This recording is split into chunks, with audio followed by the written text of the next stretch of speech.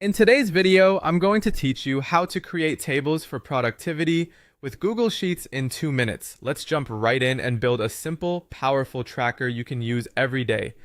First, open Google Sheets and start a new blank spreadsheet. Give it a clear name so you can find it later. Something like 2026 Productivity Tracker works great. Google Sheets saves automatically, so there's no need to hunt for a save button.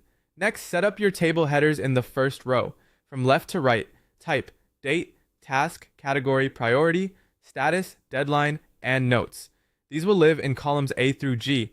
Make that top row bold so it stands out. If any labels get cut off, just widen the columns a bit.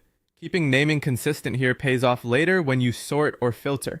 Now let's plan your categories for column C so you can see where your time goes.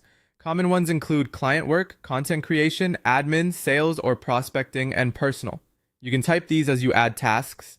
The idea is to group similar work so weekly reviews are easier and you can balance effort across areas. Time to add dropdowns for fast, consistent entry. For priority in column D, select the entire column, then go to data and choose data validation. Add the options high, medium, and low. This keeps your priorities standardized and sortable. Do the same for status in column E with these options: not started, in progress, completed, and follow up. Using dropdowns reduces typos and makes reporting more reliable. Let's add a visual boost with conditional formatting. Select column E, click format, then conditional formatting. Create a rule that highlights cells where the text is exactly completed and choose a green fill.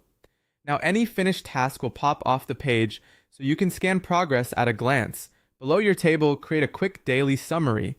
For total tasks, enter equals counta, B2, B100, since column B holds task names.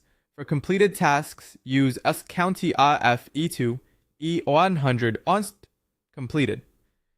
For completion rate, enter county IF E2 completed. County A B2 BE100. Then format that cell as a percentage. If your list grows beyond row 100, you can extend those ranges anytime. Finally, add a new sheet tab and name it Weekly Summary. Use it to track totals for the week, how many you completed, which were revenue-related tasks, and any missed deadlines.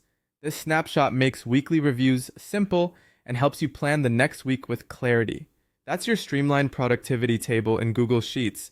Fast to set up, easy to maintain, and ready to scale with your work.